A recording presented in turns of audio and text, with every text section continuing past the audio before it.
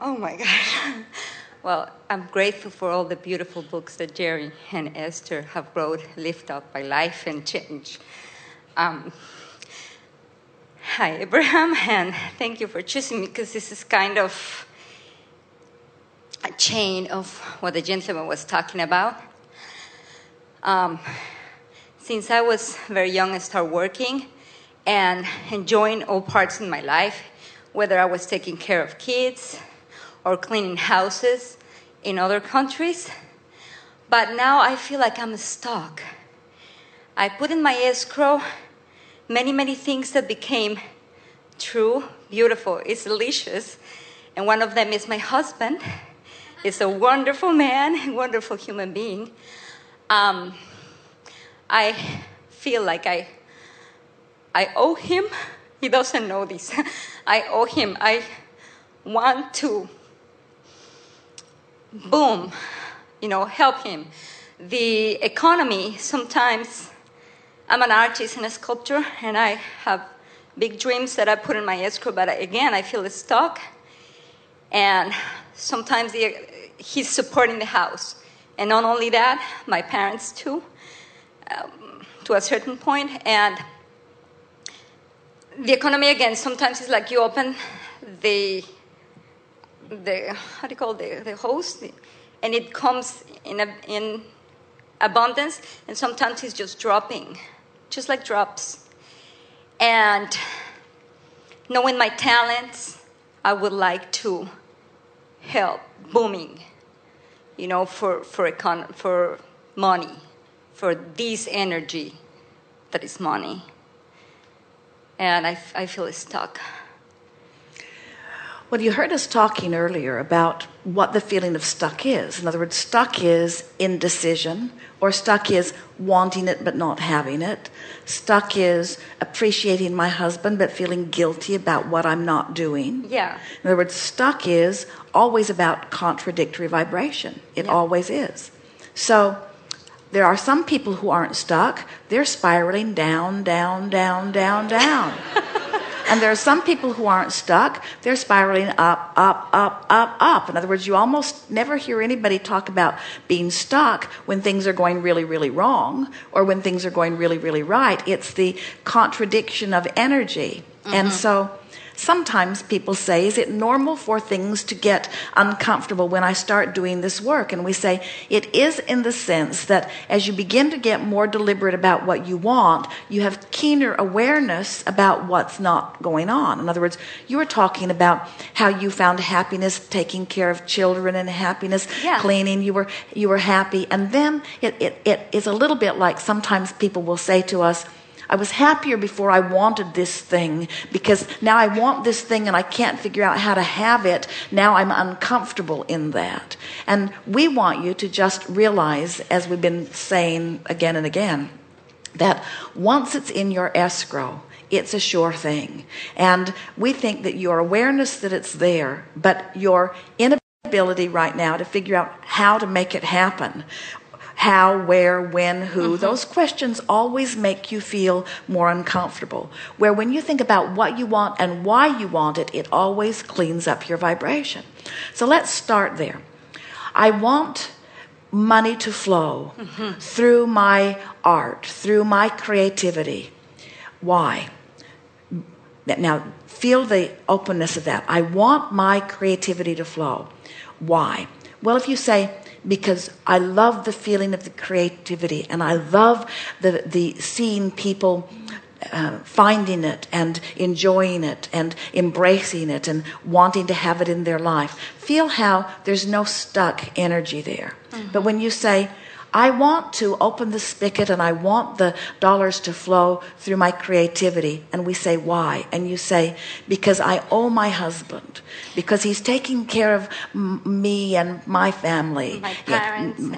But feel the stuck quality of that. In other words, suddenly, instead of talking about what you want and the why you want it, opening the vortex and allowing more to flow, can you feel the stuckness come?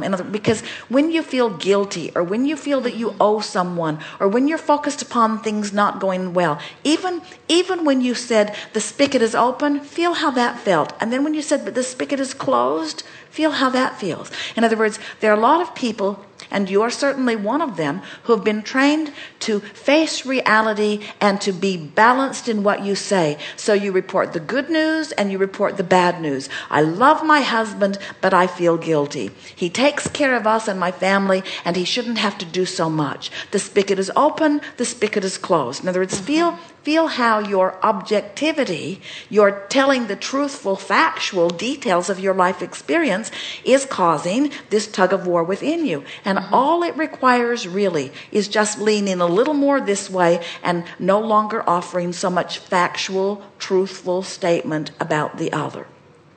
When you talk about what you want and why you want it, your reason for doing that, if you can hear this, the stuckness will stop immediately. By the time you get off this ship, your vibration will be flowing. So here's the statement. You are wanting to lean in the direction of what feels best to you. Not because you're wanting to find the feeling that then makes the spigot open. If you find the feeling with the ulterior motive of opening the spigot just closes tighter, because your attention is upon the closed spigot when you offer the effort to try to open it. Does that make sense to you? But when you offer the thought for the sheer, pure pleasure of the better feeling moment, now the spigot opens. I mean, I'm enjoying being a housewife, and I have clients that it's been for years. They're there, and they're respect my timing to create. We know that you're living well. We know that you're doing well. We are helping you fine tune this stuckness. Thank you. In other words, we just want you to emphasize what's going well.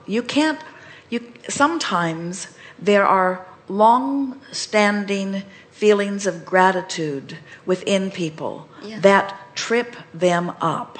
Because when you feel grateful, you're looking right at the problem that you overcome. So when you feel gratitude because someone pulled you out of poverty, or you feel gratitude because someone liberated you in some way, that very gratitude is laced with the vibration of overcoming something unwanted, and it is responsible for some sticking stuff in your vibration. Gratitude leans resistant ways. Appreciation leans allowing way. In other words, they're two very different vibrations. So when you said, I feel guilty, you could have almost used the word grateful and guilty interchangeably. There is we hear your beeper, you with the plugs in your ears. So when you feel your way to it, and this is easy for you because you are a very feeling person, but like so many people, you've been trained into some feelings that your mind tells you are virtuous or good feelings to have. In other words, I should be grateful for my husband, and I should feel a little guilty that I'm not reciprocating as fully as I can. And those are contradictory thoughts to your cause. So what you want to do is not only appreciate the generosity and clarity of your mate, but you want to appreciate the clarity of your being. You want to appreciate how life has put this in your vibrational escrow. You want to appreciate how well things are going. You want to appreciate where you are going. And this is a very big thing. Can you feel the shift? We're right on it. Can you find a way within you to appreciate what's coming before it's come? Yeah, and then I have like a boycott with me that I say, oh, maybe I don't deserve this. Or Well, maybe we know it's not that. the We know time. that, but that's the contradictory thing that's going on. And that's what you are wanting to overcome. In other words, you want to feel yourself so full of appreciation of what's coming that you don't notice that it hasn't come. That's the key. That's the key. And it means you got to be forward looking. You got to be vibrationally escrow looking. You got to be emotionally looking. You got to take the emotional journey. You got to pay less attention to what is. You have to be less reality based. You have to look at the past less and less. You have to reach for feelings that feel good. You have to monitor the way you feel. And so when you find yourself feeling guilty, you have to say, ugh, this is not who I really am. And the reason that I feel this way is because I'm looking at something right now in a very different way than the way the larger part of me is looking at it. Let your feelings guide you into alignment. You're right on the brink of it. Esther said the other day to Jerry, because she's so aware of her emotions these days, and she so appreciates feeling good. And not feeling good is intolerable, to the point that whenever there is a subject that has made her not feel good, she almost feels defensive and violent against it. In other words, nothing is satisfactory other than feeling really good. And she said to Jerry, I want to constantly be on the brink of appreciation, if not fully there. I want to be on the brink of appreciation. And we said to her, well, then be on the brink of hopeful. Be on the hopeful brink. Hope for appreciation. In other words, if you can't be on the brink of appreciation, then be on the brink of hopeful.